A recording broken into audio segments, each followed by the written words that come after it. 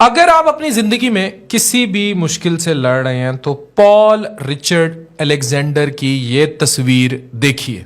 Imagine कीजिए कि आप अपनी जिंदगी के 78 साल 78 ईयर्स की जिंदगी आप पाएं और उस जिंदगी का 99% आप इस लोहे के पिंजरे में गुजार दें। 1952 से ये शख्स पोलियो का शिकार हुआ और 1952 से 2024 11 मार्च 2024 तक ये शख्स इसी लोहे के लंग में सांस लेता रहा।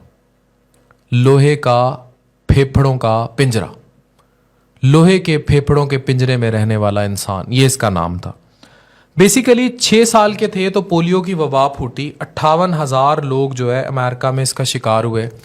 जब इसके लंग्स मुतासिर होने लगे, उनके फेफड़े मुतासिर होने लगे, तो सपोर्ट के लिए इसको इस पिंजरे में रखा गया। जितने लोगों को रखा गया तकरीबन फौत हो गए एक्सेप्ट पॉल रिचर्ड अलेक्जेंडर के। इसकी कुव्वत इरादी आई थिंक किसी भी गिरते हुए शख्स को संभालने के लिए काफ़ी। आप इसकी ज़िंदगी अगर आपने पढ़नी है, मैंने क्योंकि ये जो आपको सामने आपके एक पिक्चर अभी आ रही है, ये एक किताब है।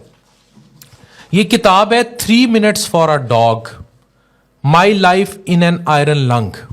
आप इमेजिन करें, इसने मुंह में पेन पकड़ के या एक स्टिक पकड़ता था और उस पर वो कीबोर्ड को मारता होता था, उससे इसने 8 साल में किताब लिखी।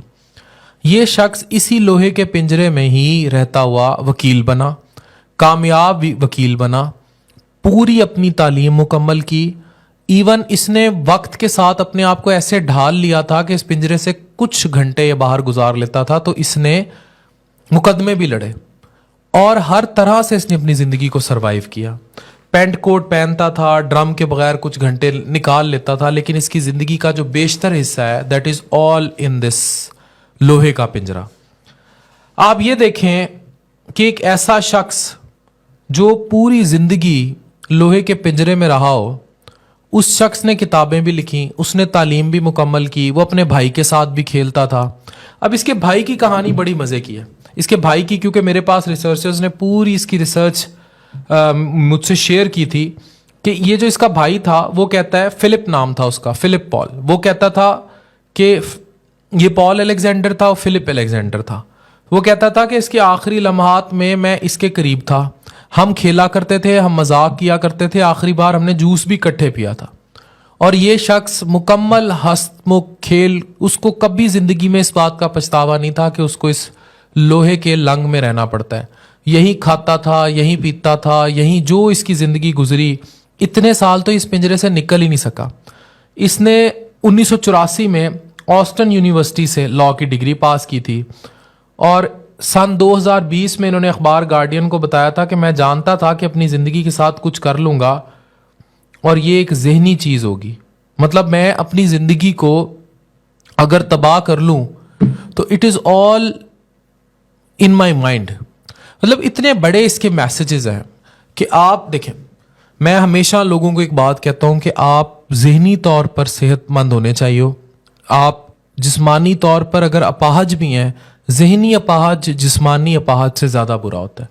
जो आजकल के माशरे की असल है कि हम लोग फ्रस्ट्रेशन, डिप्रेशन, एंग्जाइटी, परेशानी का शिकार हैं, हौसला हार देते हैं। अब इसको देखें, जिसके फेफड़े काम नहीं कर रहे, जिसने अपनी ज़िंदगी का 99% हिस्सा लोहे के इस बंद पिंजरे में गुजार दिया हो।